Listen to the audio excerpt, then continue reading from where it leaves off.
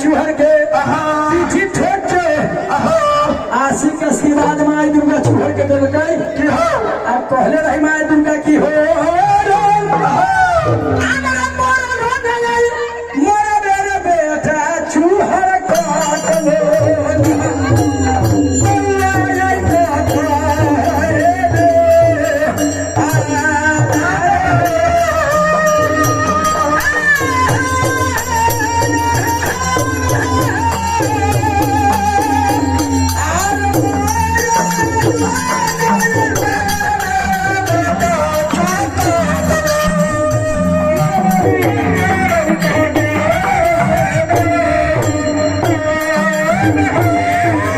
अरे माई दुर्गा चूहर के कहल के कि जा देखा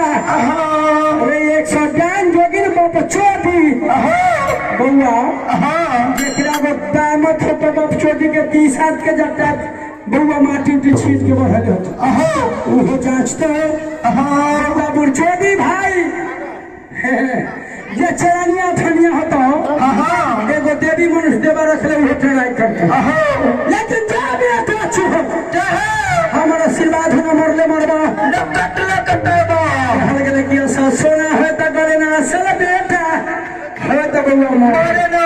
माई दुर्गा कहल गई कि हो